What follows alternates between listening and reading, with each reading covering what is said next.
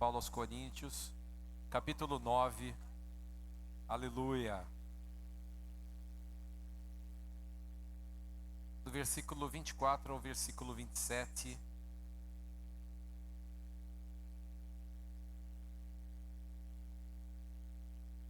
Aleluia.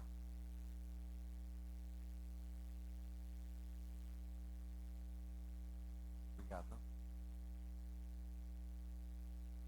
Palavra do Senhor, eu quero que você preste bem atenção, amados, porque essa palavra está cheia de detalhes. Então é importante que você preste toda atenção. Diz assim a palavra do Senhor: vocês não sabem que de todos os que correm em uma competição, apenas um ganha o prêmio? Corram de tal modo que alcancem o prêmio.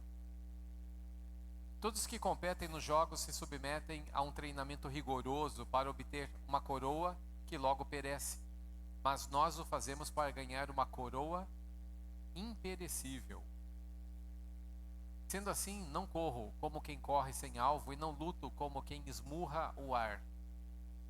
Contudo, esmurro o meu corpo e faço dele meu escravo, para que depois de ter pregado aos outros, eu mesmo não venha a ser desqualificado. Amém? Vamos estar orando agora. Pai Santo, pedimos ao Senhor que trate conosco na Tua palavra, fale conosco todo o conteúdo que o Senhor deseja que ela tenha nos nossos corações, nos abençoe e nos leve a um entendimento que traga fortalecimento, que traga alvo, que traga direção para a Tua igreja.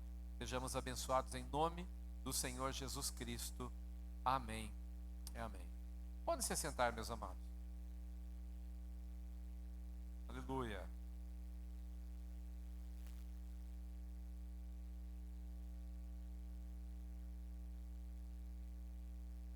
Se você pode anotar a palavra, anote, porque é muito importante. Paulo, nesse texto, amados, ele dá dois exemplos. Dois exemplos. E quais são esses exemplos? O primeiro deles é de um corredor. Ele diz, vocês não sabem que num estádio, ali, várias pessoas correndo em um jogo, ali numa corrida, mas só um leva o prêmio. Os demais não levam o prêmio. E ele faz uma outra comparação com uma luta. E nessa luta, é uma luta, temos certeza que envolve golpes, principalmente murros, porque ele fala aqui a respeito disso, e todo aquele que luta, ele diz aqui, e todo aquele que luta, versículo 25, de tudo se abstém. Então haviam lutas. E a pessoa, para ser um bom lutador, ela tinha que se abster de muitas coisas. Ela precisava treinar bastante, ela precisava se abster de alguns tipos de alimentos, algumas coisas. E tudo isso é para alcançar uma coroa corruptível. Eles faziam uma coroa ali de folhas, e essa pessoa então ganhava uma coroa que dali uns dias já estava murcha a coroa, mas ele diz, nós porém corremos por uma coroa incorruptível. Ele faz uma comparação. Pois assim eu corro, não de uma maneira incerta, eu não corro em qualquer direção, eu corro na direção que eu preciso correr para ganhar o prêmio. E ele diz, assim também quando eu estou lutando, quando eu estou num combate, eu não fico dando murros ao ar, dando murros para toda a direção, como não sabem o que está fazendo. Mas eu uso toda a minha energia para esmurrar no meu próprio corpo. Ele diz, porque nessa comparação, o meu inimigo que está contra mim ali, eu tenho que lutar, combater contra ele, não é outra pessoa, mas sou eu mesmo. É o meu próprio corpo. Então, embora nós estamos cantando minha alma louve ao Senhor, e tudo quanto há em mim, todo fôlego que eu tenho, eu vou louvar ao Senhor, mas no entanto há um lado sombrio em nossa vida que é chamado de nossa carne. E a nossa carne, ela tem uma tendência de ser nossa inimiga. E todo mundo sabe aqui na igreja, todo mundo sabe, inclusive as crianças sabem, porque isso é ensinado já para as crianças pequenas, na escola bíblica. E nós temos 3 inimigos. E quais são esses 3 inimigos que nós temos? Vamos lá. Primeiro, diabo. Exato. Quem mais? Qual outro? O mundo. E qual outro? A carne. Então vamos lá. Todo mundo está sabendo já, né? Então, quais são os nossos 3 inimigos? Exatamente. Então, um desses inimigos, queridos, mora dentro de nós. E o pior deles é esse. E é contra isso que Paulo, a respeito disso que Paulo está tratando, porque ele fala que nós temos que desferir golpes certeiros em nossa carne se queremos vencer a corrida. E de que corrida ele está falando? Alguns podem pensar, de eu me sentir melhor, de eu ser melhor do que eu estou sendo. Não, ele está falando sobre salvação. Ele não está falando sobre galardão, mas está falando sobre salvação. Porque nós vamos ver depois. Ele está falando que nós podemos perder a coroa. E essa coroa, lá no livro de Apocalipse, quando Jesus está dizendo, ele está falando a respeito de uma coroa, que é uma coroa incorruptível. E Paulo também fala a respeito dessa coroa, que não é uma coroa feita de folhas, mas é uma coroa incorruptível, que Deus dará aos vencedores. Então todo cristão vencedor ganhará essa coroa. E os perdedores? O cristão vencedor ganhará uma coroa incorruptível. E os perdedores? Eu estou perguntando. E os perdedores? Não há nenhuma promessa de salvação para eles. Eu quero que você entenda que a corrida que estamos falando é a corrida da sua vida. Nenhuma outra corrida que você já tenha corrido, ou algum outro plano que você esteja fazendo, ou tenha feito, é superior, é mais merecedor de atenção do que esse. E quem perde essa corrida está perdendo, na realidade, a oportunidade de passar a linha da chegada. Vai perder a promessa de entrar na nova Canaã, de entrar na terra da promessa. E também, por extensão, perder a vida eterna. E nós vamos provar isso dentro da palavra do Senhor, porque Paulo continua o assunto no capítulo 10. Eu não sei se você sabia, mas a Bíblia originalmente ela não era dividida por capítulos. Amém? Ela foi depois, posteriormente, muitos séculos depois, dividida por capítulos. Até então ela não era. Então, esse aqui era um texto só, e já entrava no capítulo 10 também, tudo como um texto só. E Paulo, depois de falar de esmurrar o seu corpo e reduzi-lo à servidão, ele diz assim: ora, irmãos, não quero que vocês ignorem que nossos pais estiveram todos debaixo da nuvem. Os nossos antepassados estiveram todos sob a nuvem e todos passaram pelo mar. Ele está dizendo de quem? O povo de Israel, quando saiu da terra do Egito. Ele diz, eles estavam na terra da escravidão. Ele está fazendo uma comparação à salvação. E eles foram chamados da servidão para a terra da promessa. E nós cristãos também temos essa promessa do Senhor. Nós somos chamados das trevas para a sua maravilhosa luz. E ela vai se concretizar quando nós entrarmos na terra prometida, na nova Jerusalém, na glória de Deus. Pode deixar o texto, porque nós vamos continuar lendo. E esse texto diz assim: e todos eles estiveram sob a nuvem, e todos passaram pelo mar. A passagem pelo mar foi o quê? A salvação. Porque atrás vinha o faraó com o seu exército. E se eles tivessem sido capturados, eles poderiam ter sido mortos ou levados de volta ao Egito. A salvação foi que ali na passagem pelo mar, Deus deixou só um povo passar, o outro que estava tentando vir atrás não pôde passar e foi sufocado nas águas. Morreu. Mas Deus deu a salvação ao seu povo ao passar pelo mar. E aí ele diz, e todos eles estavam sob a nuvem. Versículo seguinte: em Moisés todos eles foram batizados na nuvem e no mar. Naquela ocasião de Moisés, todos eles foram batizados na nuvem, porque a palavra batismo quer dizer estar abaixo, submerso. E eles estavam ali cobertos pela nuvem. A nuvem de glória de Deus estava sobre aquele povo. E Paulo está fazendo uma comparação, que depois de salvos, eles foram batizados. Batizados na nuvem e no mar, porque ao passar pelas águas profundas, ali no chão do mar, eles estavam com as águas ali como dois paredões aos lados deles, e eles então estavam abaixo daquelas águas. Ele está comparando com um batismo.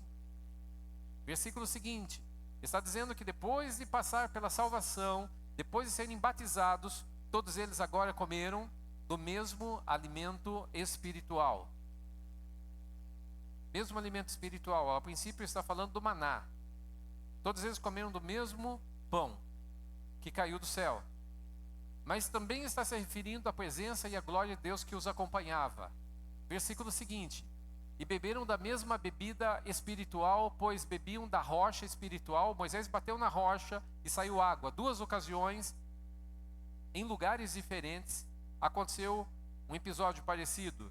Ele, ao bater na rocha, saiu água, e na outra ocasião Deus falou para ele: agora você não bate, você fala a rocha e ela vai dar água.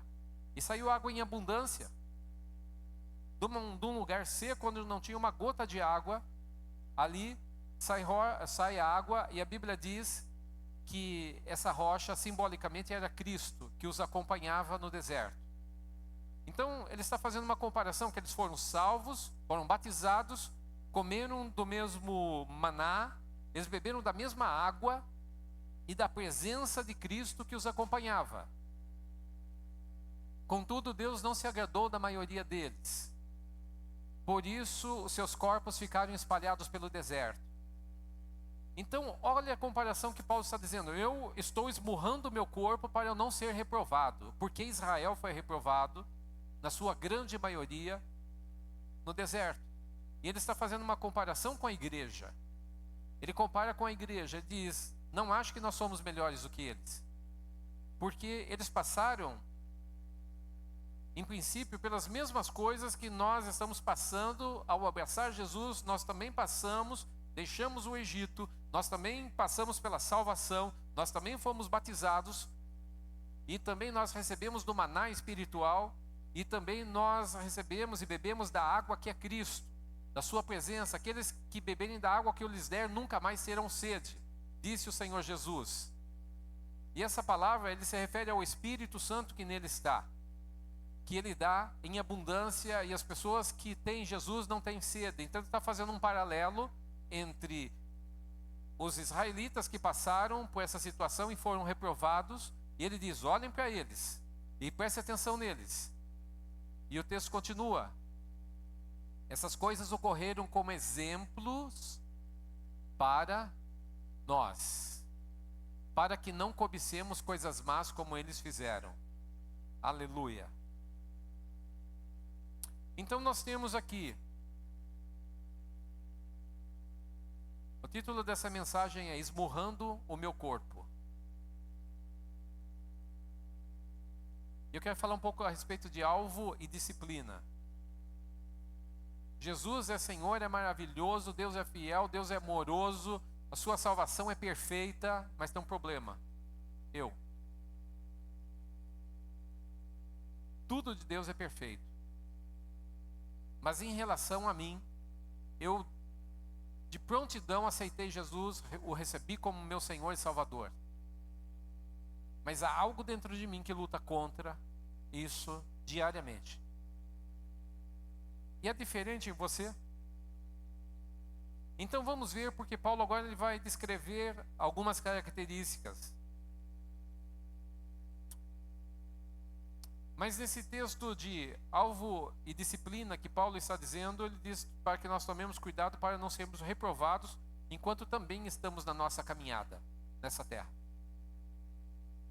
E que quando eu vou correr como cristão, eu devo correr para ser o primeiro. E quem é que eu devo ultrapassar? Eu devo ultrapassar alguém, porque se é uma corrida, amém? Se é uma corrida, eu devo ultrapassar alguém. Eu devo estar mais firme que a minha própria carne. Há um ditado não, uma historinha, né, que se conta, que quando você estiver com seu amigo, alguém, numa floresta e vir ali uma onça, se você sair correndo, a onça vai correr atrás. Ele falou assim: só se certifique que você corre mais rápido que a outra pessoa que está do seu lado, que a onça vai pegar quem ficou para trás. Então, o que a gente percebe nessa história que Paulo está nos contando?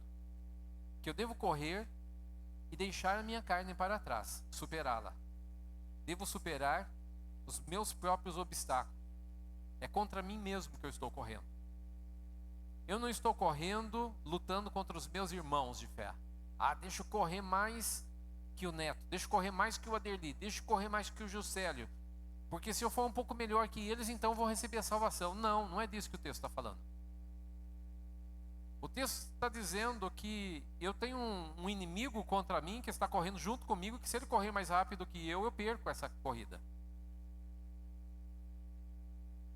E ele diz, eu não posso ficar lutando com golpes incertos. Golpes incertos e dando murro para qualquer lado. Numa luta, você está num ringue e você, se começar a dar murro para qualquer lado, desferir golpes, daqui a pouco você está cansado, não acertou a pessoa, se cansou, ainda pode se machucar sozinho. Ao passo que quem treina, ele já prevê o que a outra pessoa pode fazer e ele está se esmerando nisso, ele está aprendendo, e aí ele vai dar golpes certeiros. E eu esmurro o meu corpo e o reduzo à servidão, à escravidão. Se eu não reduzir o meu corpo à escravidão, o que vai acontecer? É ele que vai mandar em mim. Então tem muitos crentes que perdem para o seu próprio corpo. E quando eu digo corpo, quero dizer sua própria carne. Sua própria carne. A carne não está com vontade de fazer tal coisa. Então eu não vou fazer. A carne está com vontade de fazer tal coisa. Então eu vou fazer. Amados, foi dito há alguns anos já, tem sido falado a respeito disso, o problema da questão homossexual. Crentes com inclinação homossexual. E estava vendo alguns psicólogos e outras pessoas dizendo, olha, em relação a isso, a pessoa está sendo escravizada dentro de uma igreja. Escravizada porque ela tem um desejo lá, é contra a natureza dela, e ela fica ali, ela não pode liberar esse desejo que ela tem, e então ela fica ali, ela vai ser sempre uma pessoa infeliz. E eles pegam isso de uma forma que dá a impressão, meu Deus, olha que infelicidade alguém que reprime o seu desejo. Então vamos lá, vamos pensar da mesma forma em outras áreas. Eu tenho muito desejo de matar uma pessoa. Mas é um desejo tão forte. A pergunta que eu faço é, eu devo reprimir esse desejo ou liberar esse desejo? Eu quero que vocês percebam que desejos, meus queridos, precisam ser trabalhados. Não é porque apareceu um desejo dentro de mim que eu devo explorá-lo e deixá-lo à vontade. Eu sou casado, mas vamos supor que eu tenho uma vontade muito grande de adulterar. Eu devo reprimir o meu desejo ou eu devo liberar o meu desejo?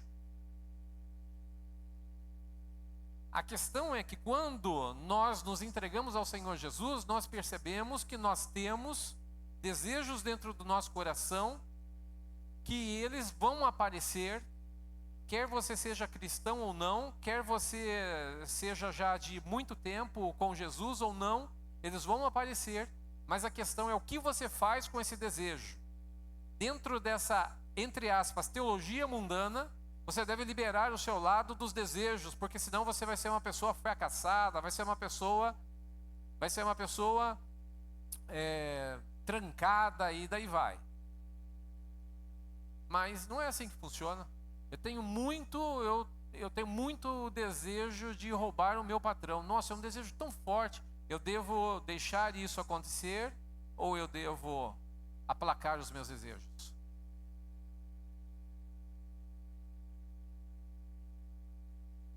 Entenda, meus queridos, que nesse pensamento eu fico com vontade de dar um murro na cara de alguém, eu dou, porque eu não posso reprimir os meus desejos. Olha só, e no trânsito então? Alguém buzinou para mim, devo ir atrás dele lá e arrebentar ele. É assim? Não, lógico que não. E assim, em qualquer área dos meus desejos, deve ter o quê? Controle, disciplina. Paulo faz uma colocação muito sábia de pessoas que nem crentes são, mas são atletas. E esses atletas, os amigos muitas vezes que ele tem, vão para as festas e ele diz, eu não posso ir. Os amigos dizem, olha, nós vamos lá comer em tal lugar, eu não posso. Por quê? Porque eu tenho uma luta. Porque eu tenho uma corrida. E eu vou me guardar para isso. Eu quero ganhar uma medalha. Eu quero chegar em primeiro lugar. Eu quero alcançar o pódio. Eu quero ser o primeiro. Porque tentando ser o primeiro, você já muitas vezes acaba sendo o quinto. Se você mirar para ser lá entre os 10, você vai ser entre os 100. Porque nem sempre aquilo que a gente tenta é o que a gente consegue. Só que o cristão que não almeja o primeiro lugar, meus queridos, jamais ele vai conseguir vencer sua própria carne. E aí que está a questão. E o que acontece com ele? Ele pode ser reprovado e pode perder a sua salvação. Então vamos aos exemplos que Paulo diz aqui. Versículo 6 e versículo 11, ele diz aqui que tudo isso é uma figura para que a igreja aprenda com os erros de Israel. Nós somos sábios quando aprendemos com os erros dos outros. Essas coisas ocorreram como exemplos para nós, para que não cobicemos coisas más como eles fizeram. Cobiçaram coisas más e caíram. Nós vemos o caso de Acã. Josué estava já ali, já havia entrado na terra da promessa, estava diante de Jericó, já haviam vencido Jericó, aliás, estavam diante de uma cidadezinha pequenininha, muito pequena, que não tinha fama de ser uma cidade de guerreiros. Ai é o nome da cidade. E disseram, vamos enviar poucos soldados para lá, alguns milhares apenas, porque é uma cidade pequena, desprotegida, e nós vamos lá. Mas acontece que, ao sair de Jericó, Acã pegou ali uma capa babilônica, uma capa toda colorida, que na época ela valia bastante. Pegou ali algumas cunhas, uma cunha de ouro, embrulhou tudo isso, escondeu embaixo da tenda dele e disse, Deus mandou não pegar nada, mas aqui os outros vão chegar de longe e vão pegar. Eu lutei por isso, eu venci, eu tenho direito a esse prêmio. Eu vou esconder aqui, daqui a algum tempo eu vendo, eu consigo um dinheiro dentro dessa mercadoria. Mas era proibido, porque Deus havia proibido. Ele disse, quando vocês vencerem Jericó, tem uma exigência da minha parte, vocês não vão pegar nada. Nada. Acã fez o quê? Cobiçou. Então o texto está dizendo, tome cuidado para não cobiçar aquilo que Deus amaldiçoou. Tome cuidado para não cobiçar aquilo que Deus proibiu. Eu sei que a sua carne vai dizer para você, mas não tem problema nenhum, não tem dono isso. Ou não vão sentir falta. Não tem problema, todo mundo faz. Não tem desculpa. Algumas coisas podem travar a nossa vida espiritual. E pode nos derrubar. Talvez você esteja aqui nessa noite, mas tem uma coisa escondida na sua vida que não te deixa prosperar. Não te deixa seguir à frente com Jesus. Enquanto essas coisas não forem desenterradas da onde você propriamente escondeu e for tirada dali, Deus não vai te dar sucesso, vitória na sua vida, e pelo contrário, você vai perder 3 derrotas para o mundo, para o diabo e para a sua própria carne. Paulo, continuando o texto, ele fala a idolatria. Versículo 7, ele fala assim: não sejam idólatras como alguns deles foram, conforme está escrito, o povo se sentou para comer e beber, levantou-se para se entregar à farra. De qual passagem ele está falando aqui? Ele está falando de Êxodo 32, versículo 6. Fizeram um bezerro de ouro enquanto Moisés estava lá no monte para adorá-lo. E aí então chegaram para Arão e falaram: olha, Arão, esse é o Deus que nos tirou da terra do Egito. E Arão disse: então amanhã vocês vão festejar a ele. Se preparem para festejar a ele amanhã. E eles fizeram sacrifícios. Eles fizeram ali holocaustos. Levantaram um altar, fizeram holocaustos ao bezerro de ouro. E fizeram também oferta de paz. Oferta pacífica. Oferta pacífica, eles matavam um animal. E esse animal que eles matavam na oferta pacífica, eles podiam comer. O holocausto não podia ser comido. Então eles comeram à vontade, beberam à vontade ali, e aí eles se levantaram para curtir música, dançar, festejar em prol do seu Deus, bezerro de ouro, que eles disseram que os havia tirado da terra do Egito. Isso era idolatria. E o texto diz: não sejam idólatras como eles foram nessa passagem. O povo se sentou para comer, beber e levantou-se para se entregar à farra. Está dizendo ali que muitos caíram mortos naquela situação. Eles perderam a batalha por causa da idolatria. Outra forma de se perder também, pessoas que não esmurram o seu corpo na área nem da cobiça, nem da área da idolatria. Cristãos podem se entregar à idolatria, adorar outros deuses? Podem. Também ele diz aqui, a respeito disso: não pratiquemos imoralidade sexual, como alguns deles fizeram. E em um só dia morreram 23 mil. Essa é uma passagem que a Bíblia fala e ela está relacionada, essa imoralidade sexual, está falando sobre fornicação. Números 25, versículo 1 ao versículo 9. E está contando aqui a passagem, falando depois, Balaão era um profeta, que onde ele queria amaldiçoar Israel, Deus dizia: não amaldiçoa, senão eu acabo com a sua vida. Não amaldiçoe, não amaldiçoe. E Balaão ficou frustrado, porque ele ia receber muito dinheiro do rei Balaque. E a hora que ele viu que ele não podia ganhar aquele dinheiro, porque Deus o havia ameaçado, dizendo: se você profetizar contra o meu povo, eu mato você. Ele então chama Balaque e diz: olha, o negócio é o seguinte, vamos negociar uma outra forma de você me dar esse dinheiro. Balaque disse: se você não profetizar contra esse povo, você não vai ganhar o dinheiro. Não, mas eu vou ensinar uma fórmula para você. Vamos pensar o seguinte: eu não tenho como afastar o Deus de Israel. Mas eu vou ensinar você como afastar Israel do Deus deles. E quando você fizer isso, você vai ter o mesmo objetivo. Vai se cumprir. E o que eu tenho que fazer? Faz o seguinte: faz uma festa aí, umas festanças. As festas bonitas aí com o seu povo moabita.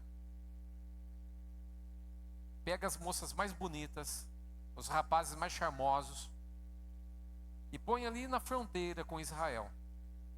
E os convide para as festas pagãs, festas de imoralidade sexual.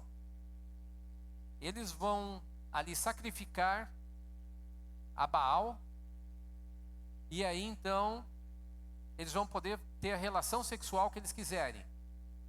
Isso daí vai derrubar o povo de Israel, porque Deus não vai aceitar, porque o Deus de Israel é santo, é diferente dos deuses das nações.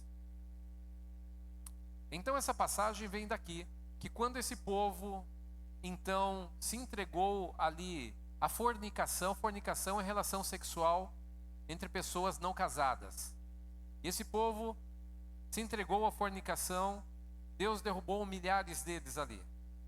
E muitos deles foram mortos em uma praga que houve em Israel, no deserto ali. Acontece, meus queridos, que o texto está dizendo: não pratiquemos imoralidade sexual como eles fizeram.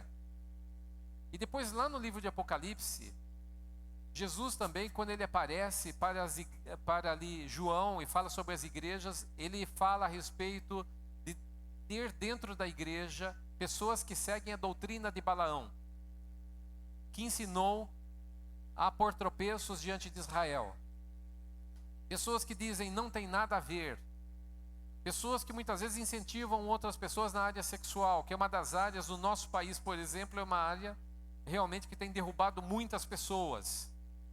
E nós temos que tomar cuidado, porque muitos, eu posso falar para vocês como pastor, e já cristão há bastante tempo, que eu já vi muitos caírem ao longo do caminho. Pessoas que começaram bem, pessoas que oravam, tinham uma vida devocional com Deus, pessoas que oravam, profetizavam, pessoas que faziam coisas maravilhosas na casa de Deus, mas caíram, porque perderam toda a sua força e não conseguem mais se levantar até os dias de hoje.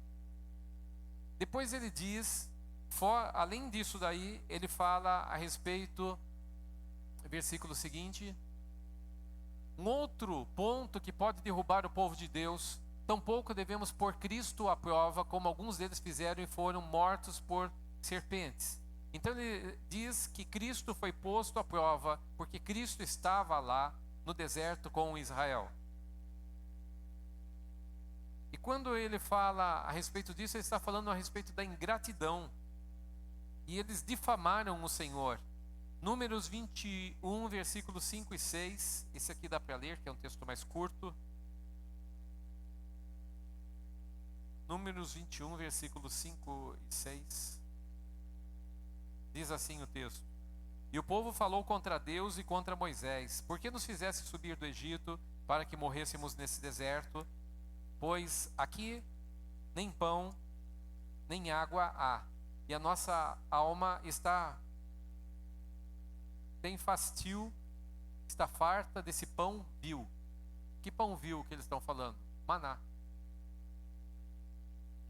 Esse pão é uma porcaria que Deus está dando para a gente. É um pão que não presta. Que tipo de pão é esse que Deus dá para a gente? Não está dando, a gente não tem pão de verdade, nem água para beber, mas tem esse tal de maná.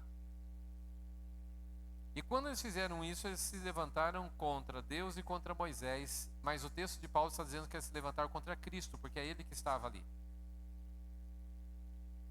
Amados, e essa ingratidão, essa difamação do Senhor, fez com que muitos deles morressem também no deserto. Vários milhares deles caíram mortos ali naquela ocasião, porque a Bíblia diz no versículo 6: Então o Senhor mandou entre o povo serpentes ardentes, que morderam o povo, e morreu muito do povo de Israel. Perceba que o crente, quando ele é ingrato está falando aqui de Deus e contra Moisés. Moisés era o líder deles. Muitas vezes o crente é ingrato contra a igreja, contra o pastor dela, contra o líder de célula. Às vezes o crente é ingrato contra pessoas que trabalharam tanto pela vida dessa pessoa. Quando alguma coisa não está de acordo, a pessoa pega e solta os cachorros, como diz. Ou fala contra o Senhor: é isso que o Senhor me dá, é isso que o Senhor faz na minha vida depois de eu te servir, ou porque eu estou aqui, eu não vi nada de benefício, o que eu estou fazendo aqui na sua casa? E essas pessoas muitas vezes são ingratas. E a gratidão é uma das coisas que nos abençoa e ela nos protege, meus queridos, porque a pessoa que tem um coração grato, ela alegra o coração de Deus e ela está avançando na vida espiritual. A pessoa que ela é ingrata, ela não reconhece os favores de Deus, aquilo que tem sido feito na sua vida, ela fica travada na vida com Deus. Depois diz assim no texto seguinte: além disso, não murmurem. É parecido o texto da ingratidão com essa da murmuração, mas esse aqui é um outro caso.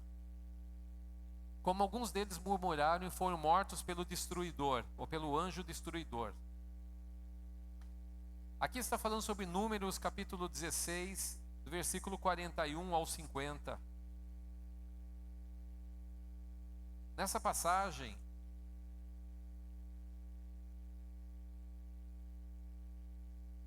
de Números 16, versículo 41 ao 50, diz assim: Mas no dia seguinte, toda a congregação dos filhos de Israel murmurou contra Moisés e contra Arão, dizendo: Vós matastes o povo do Senhor. Acontece aqui que Coré, Datã e Abirão haviam se levantado contra Moisés em uma rebelião, e a Bíblia diz ali que mais 250 homens se levantaram também, que estavam do lado deles, e eles fizeram um tumulto gigantesco em Israel. Então tem crentes, amados, que eles causam divisão no meio da igreja. E o texto aqui está citando, Paulo faz questão de citar esse texto de Coré, Datã e Abirão, que houve uma divisão e a terra abriu a sua boca e engoliu muitos deles ali. A tenda de Coré, Datã e Abirão foram todas engolidas. E Deus falou: separa, fica longe desse povo para que vocês não morram junto com eles. E ali a terra se abre no lugar onde eles estão, eles caem dentro lá de buracos profundos e depois a terra se fecha sobre eles. E o povo fica apavorado, porque depois saiu fogo da parte de Deus e Deus consumiu 250 desses homens que estavam do lado de Coré, Datã e Abirão.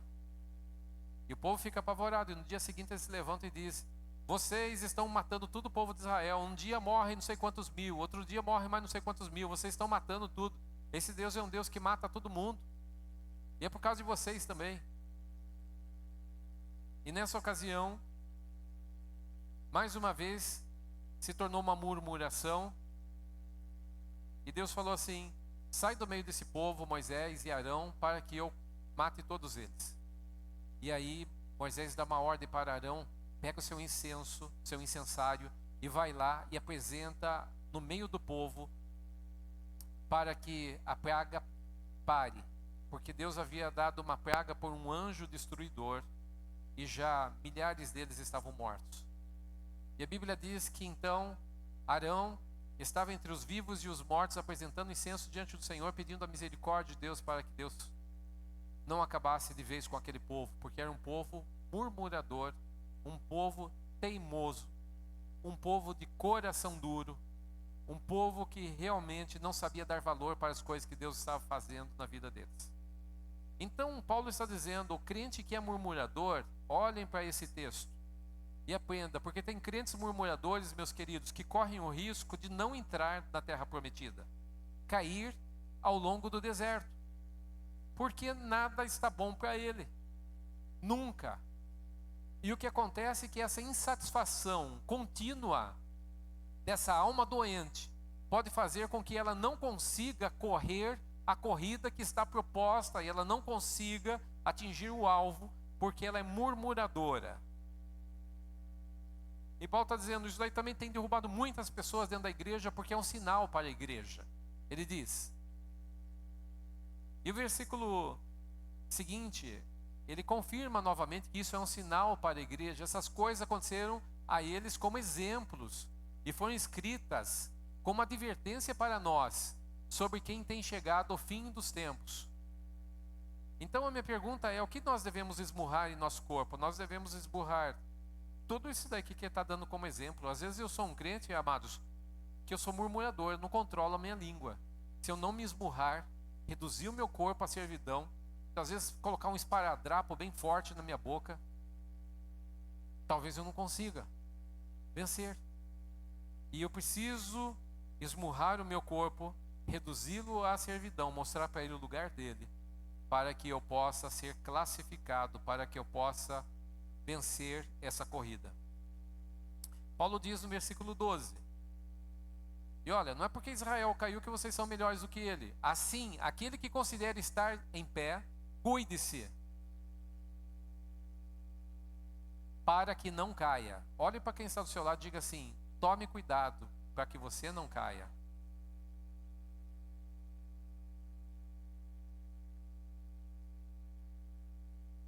O crente pode perder a salvação? Sim, esse texto todo está falando sobre isso. O texto todo está falando. Então esse negócio de uma vez salvo, salvo para sempre, não é verdade. O texto está dizendo: tomem cuidado, são crentes de verdade, foram batizados, experimentaram de Jesus, experimentaram da vida eterna, assim como o livro de Hebreus fala a mesma coisa. Mas tropeçaram na própria língua, tropeçaram na própria murmuração, na ingratidão, na imoralidade, tropeçaram na cobiça, tropeçaram na divisão.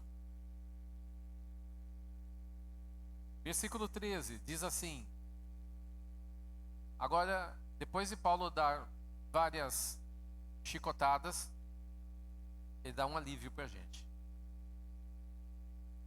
Ele diz assim: olha, porém eu quero que vocês prestem atenção, que não veio sobre vocês tentação que não fosse comum aos homens. Mas Deus é fiel. Ele não permitirá que vocês sejam tentados além do que podem suportar. Antes, quando forem tentados, Ele mesmo providenciará um escape para que a possam suportar. Paulo está deixando bem claro aqui, tem muitas pessoas que se escoram naqueles famosos pensamentos: ah, errar é humano. Ah, quem é que não erra? Quem é que não peca? Ele está dizendo: não. Não tem desculpa. Porque quando vem uma tentação para você, que é humano, que a sua carne é fraca, Deus é fiel para não deixar algo acima da sua capacidade de suportar. E além disso, em toda tentação ou provação, vamos colocar provação junto, Ele permite que venha uma porta de escape para que você possa escapar. O texto não está dizendo que Deus manda a porta de escape antes da tentação, mas durante. Assim como na oração do Pai Nosso não diz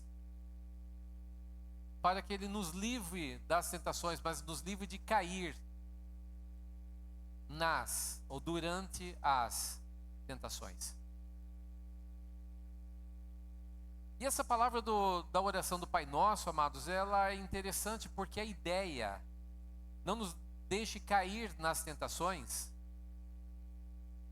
A ideia no original é uma descida escorregadia, que você, quando começa a descer, você perde o controle,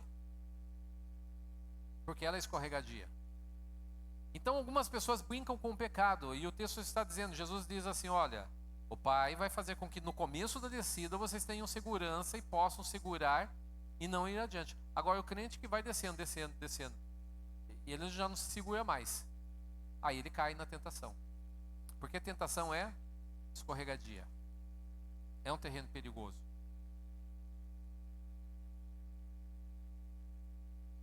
Aleluia! Mas Deus é fiel.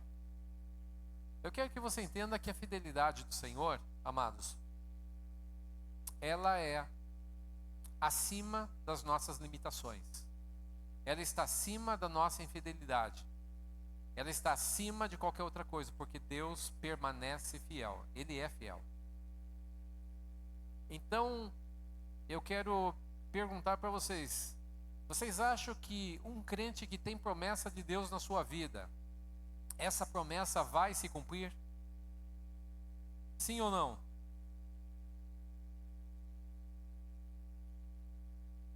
Então vamos ver aqui, esse povo tinha uma promessa na vida deles de alcançar a terra prometida. E todos esses caíram no deserto, a promessa se cumpriu na vida deles? Mas se eles tinham promessa e vocês disseram que sim, será que todo crente, porque tem promessa na sua vida, ele vai alcançar a promessa? É sobre isso que nós estamos pregando nessa noite. É um povo que ia alcançar a terra prometida. Mas alcançaram? Muitos deles, a grande maioria, não alcançou. E por que não alcançou? Porque caíram no caminho.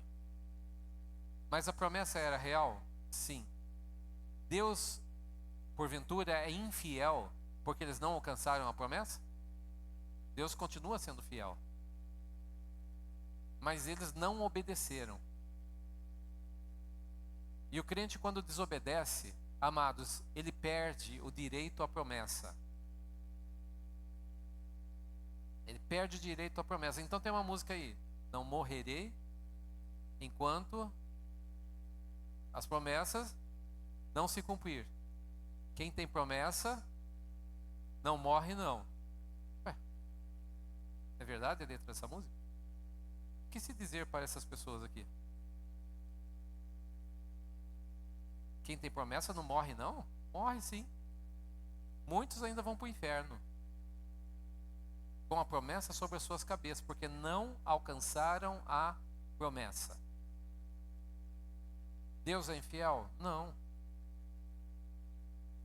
Está escrito na palavra do Senhor: quem me ama guardará a minha palavra, e meu Pai o amará, e viremos para ele e faremos nele morada. A palavra diz: ao vencedor dar-lhe-ei que se assente no meu trono, como eu venci e me assentei com meu Pai no meu trono. Ao vencedor far-lhe-ei coluna no templo do meu Deus. Ao que vencer, dar-lhe-ei o maná escondido. Ao que vencer e ao que vencer.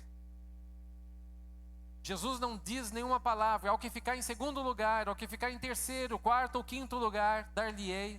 Não dá nada.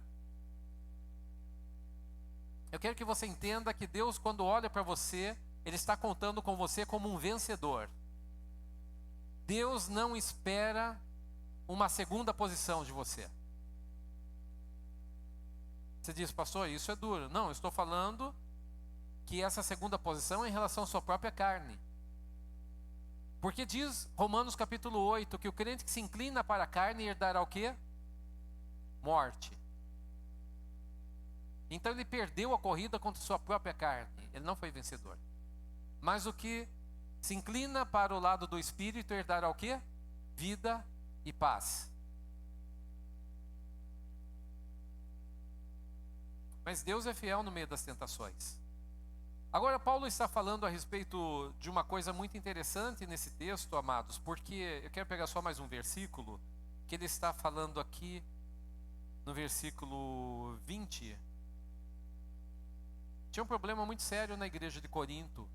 Paulo está dizendo nos capítulos anteriores que a igreja de Corinto ela tinha todos os dons do Espírito, mas era uma das igrejas mais carnais que tinha. Eles tinham problemas de divisão, eles tinham problemas de ciúmes, de inveja, eles tinham problemas de muitas coisas, inclusive imoralidade sexual.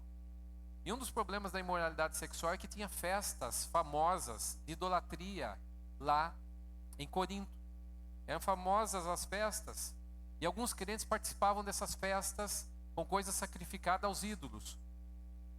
Versículo 20, Paulo está dizendo para eles: antes digo que as coisas que os gentios sacrificam, as sacrificam aos demônios. Está escrito aqui, olha.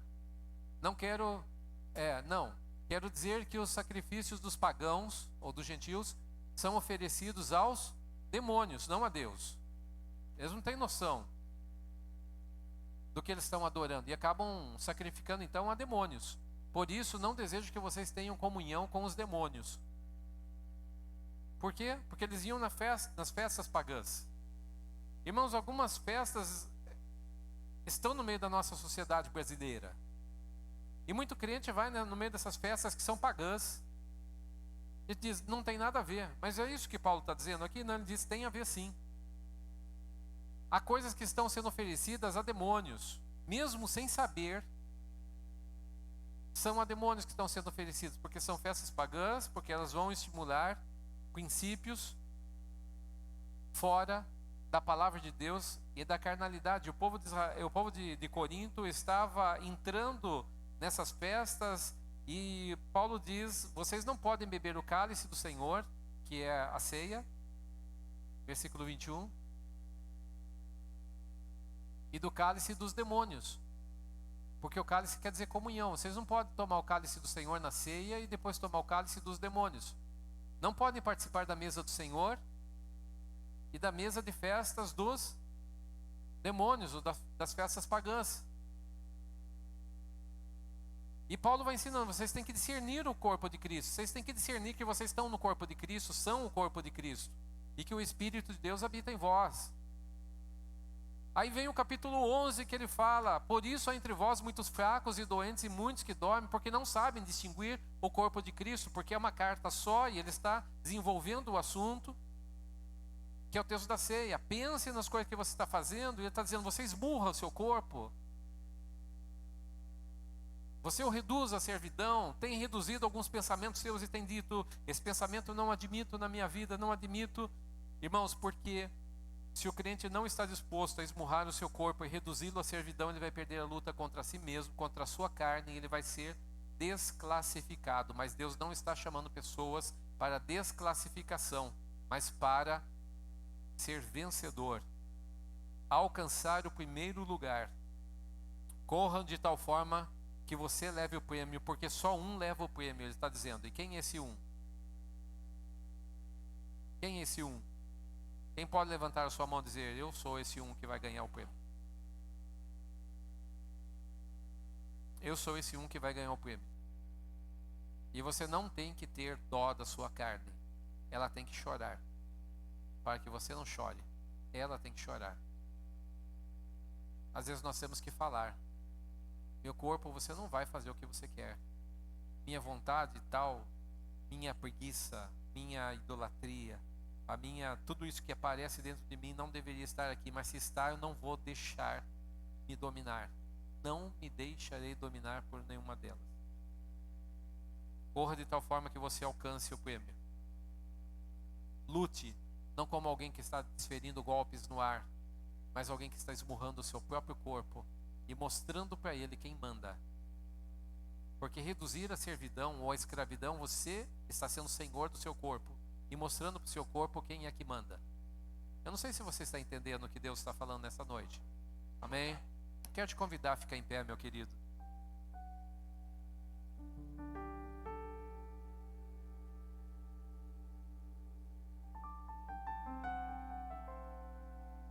Quantos perdem batalhas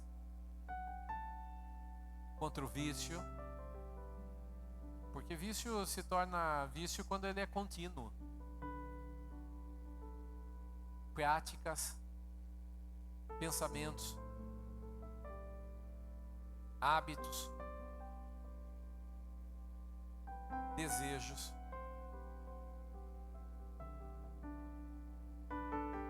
E eu acredito que nós vamos chegar um dia no céu e cada um vai contar seus pontos fracos. Eu tive problema com tal coisa. E o outro ia dizer, você não sabe para eu chegar aqui como foi difícil. Eu tive que esmurrar o meu corpo e reduzi-lo à servidão para que eu chegasse. Porque o seu corpo vai lutar para que você fique. E quando eu digo o seu corpo, eu não estou falando sua matéria física, eu estou dizendo a tendência carnal. Vai lutar para que você perca essa batalha. Há um lado sombrio. Há um lado, meus queridos, insubordinável à vontade de Deus.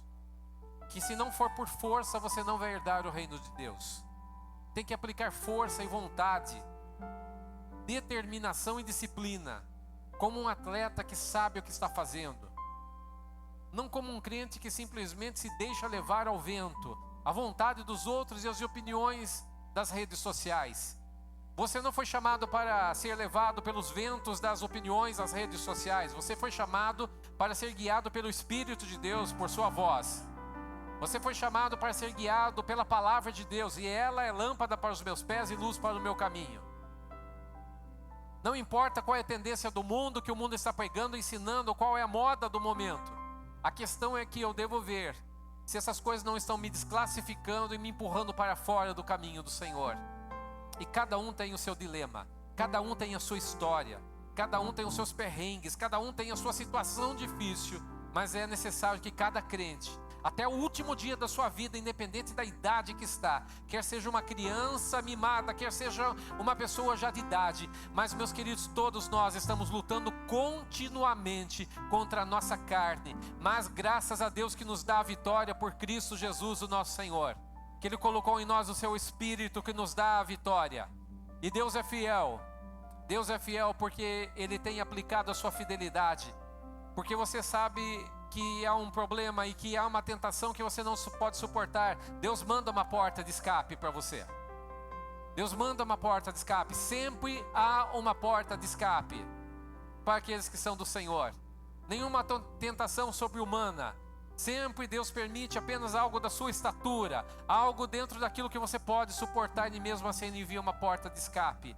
Porque você, quando é provado, quando é tentado, você cresce. Aleluia. Mas não se deixe levar, porque a armadilha é mortal.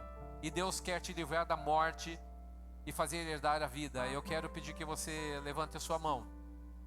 Aleluia. O Espírito do Senhor que inspirou Paulo a escrever esse texto está aqui nessa noite. O Espírito de Cristo que esteve ali no deserto e viu milhares e milhares deles, talvez milhões, cair ali no deserto. Em muitas ocasiões foram desclassificados por muitas coisas. E esse mesmo Espírito de Cristo é que instrui a igreja para que a igreja não caia nos mesmos erros daqueles que caíram lá no deserto.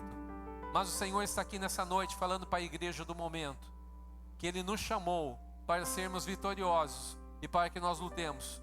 Não dê trégua contra a sua carne. Tem dia que ela vai estar mansinha, mas tem dia que ela vai estar feroz. Meus queridos, não dê trégua contra o seu gênio. Quer seja gênio, as pessoas falam disso daí, do temperamento. Eu tenho um temperamento mau, eu tenho um mau gênio, eu tenho não sei o que. Independente de qualquer coisa, esmurra o seu corpo e o reduza à servidão, para que você possa entrar na glória do Senhor. Amém?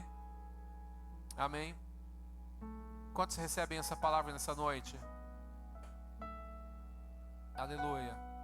O Senhor é fiel e está aqui nessa noite. Vamos orar.